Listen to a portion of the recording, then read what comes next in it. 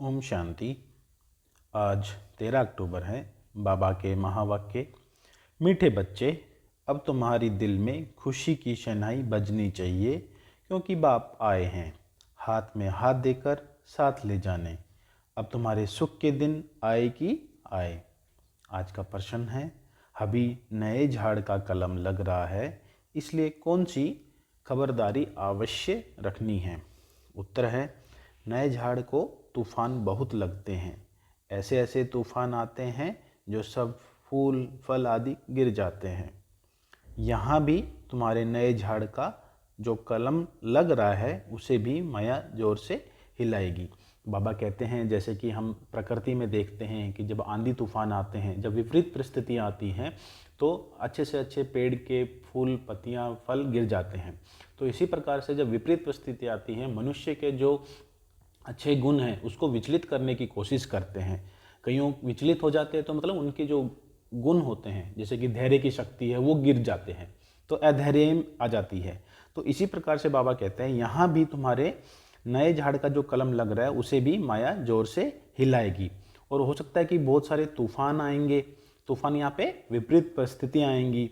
माया संशय बुद्धि बना देगी। तो माया जो हमको जो माया बताती है उसमें क्या है कि संशय बुद्धि, मतलब कि ये वाकई में क्या होगा नहीं होगा, डाउट हो जाता है बॉडी बुद्धि में। बाप की याद नहीं होगी तो मुरझा जाएंगे।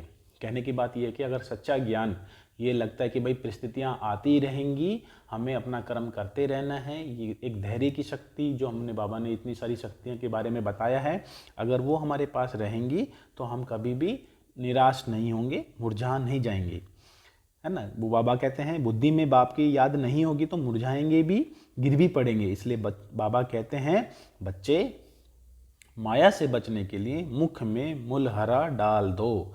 कहने की बात है कि मुख में मतलब अपने जो मस्तिष्क है, जो बुद्धि है, उसमें ज्ञान का अगर प्रकाश है तो हम इन विपरीत परिस्थितियों से कभी भी घबराएंगे नहीं। अर्थात धंधा आदि भल करो, लेकिन बुद्धि से बाप को याद करते रहो। यही है मेहनत और यही है ना। बाबा यही कहते हैं कि मेहनत करते रहो, सच्चे कर्म सत्कर्म पे रहो, तो जितनी भी माया है, जितने भी माया रूपी अंधकार है, माया रूपी जितने भी आंधी तूफान हैं, वो आपको हिला नहीं सकेंगे। तो धारणा के आगे मुख्य सार हैं, इस बेहद की दुनिया से वैराग्य रख, इसे बुद्धि से भूलना है। अविनाशी ज्ञान रत्न धारण कर भविष्य के लिए धनवान बनना है। तो बाबा के जितने भी अच्छे अच्छे वाक्य हैं उनको धारण करके अपने भविष्य को धनवान मतलब ज्ञान रूपी मोती को अपने अंदर समेटना है। नई दुनिया के लिए बाप जो बातें सुनाते हैं वह याद रखनी है ना। जब बाबा की जो जितनी भी मुरली में वाक्य हैं, जितनी भी बातें हैं, जितनी भी ज्ञान की वाक्य हैं, उसको हमको याद रखना है। बाकी सब पढ़ा हुआ भूल जाना है। ऐसा जीते जी मरना है। आज का वरदान है, कल्याणकारी युग में स्वयं का और सर्व का कल्याण करने वाले प्रकृति जीत माया जीत भव।